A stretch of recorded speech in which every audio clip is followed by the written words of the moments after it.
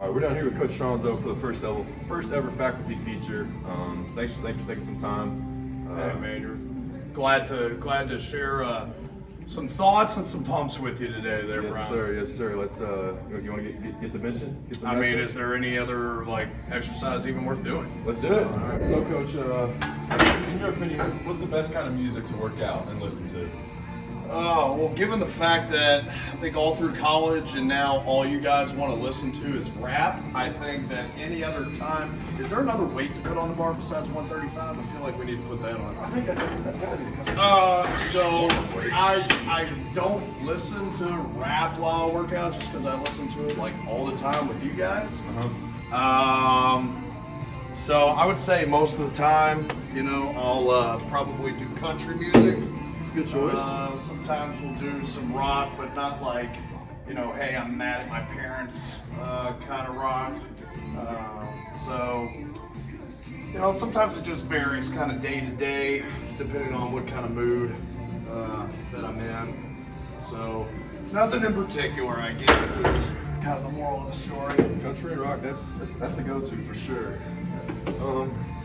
Obviously, I mean, you hold some powerlifting records here, and you've been lifting forever. What kind of brought you? How'd you learn to love lifting and working out? Well, I think when I came in, I wasn't, I played linebacker and wasn't the starter. So I think it kind of started out of necessity. I needed to get bigger. I wanted to get stronger, faster, all that because I wanted to play. And then I think nothing makes you, enjoy something more when you start seeing gains, start seeing progress, start seeing the weight go up.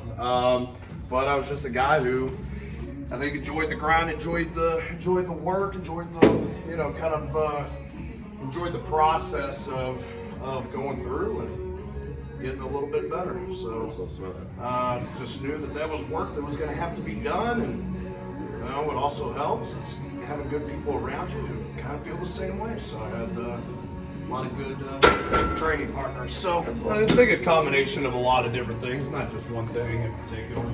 That's awesome. Yeah. So, I think a lot of athletes here really share that desire. And after football and after powerlifting, you went away and you got up. You played for the Bengals a little bit. What brought you back to St. X to teach and be a coach? Well, I think it was one of those things that, originally I thought that I wanted to be a history teacher. And I took my first history class in college, and after my 18th time falling asleep and absolutely hating it, I thought, I really don't like this. I want to do something that's fun, that's enjoyable. How the hell can I do a career that is so damn boring? No offense to history teachers and all that.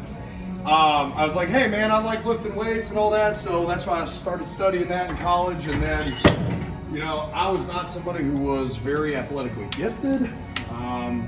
So I think my desire is just to help out other guys and recognize that if it wasn't for the weight room, if it wasn't for my coaches, I would have never been able to just go and play college football or play a little bit of professional football because I just didn't have the natural talent. So I wanted to give and help other kids, kind of achieve their goals. And so that's what kind of brought me to have my own facility.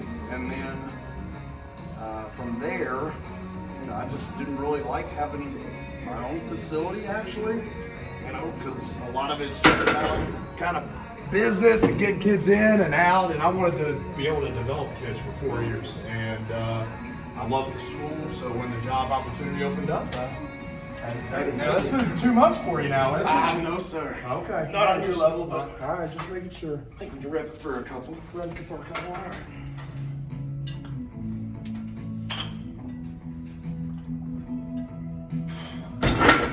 Now, obviously you love lifting and you're you teach exercise physiology and you're a strength coach, but if you weren't, well, what profession do you think you might be, or what subject do you think you might like to teach? I probably, it's a few of my buddies do sales, and I was like that just going into sales. They're both in bourbon sales, and that seems like a very cool, industry to be in. Obviously very big here in Kentucky, and I'm a homegrown guy. But I think something I'd be very good with, given the fact I feel like I can pretty much talk to anybody and form rapport, because sales isn't so much about the product itself. A lot of it is about just relationships. You know what? We've done bench. I feel like we need to do some curls. Curls? Let's do it. Curls? Let's do it. All right. Awesome. Okay. What do you want? 100, 110? What do you think? Oh, it's 55, 65 maybe? 55, 65? Oh man, I'm trying to blow my arms out. All right. Well, I'll go 45 to start, man. You know, once you get a little bit older, Prime, you gotta warm up a little bit more. You know, you don't want to injure yourself. Well, you've been the coach here for a long time, and I'm sure you've got some funny stories. What might be the funniest or like craziest moment down here in the weight room that just you got to sit back and laugh? You know, you guys never stop amazing me. You know, once it's something, it's always something else. I think a highlight that sticks out to me is one of your former baseball kids.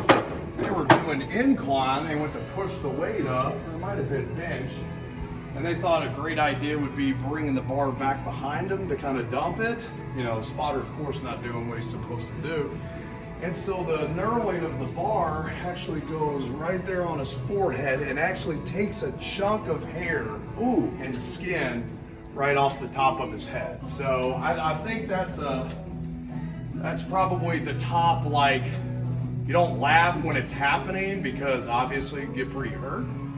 But once everything was okay, you know, I was like, wow, that's pretty ridiculous. But yeah, you all never cease to amaze me when it comes to head shaking moments. So leave it up to high school boys to do that. Sure.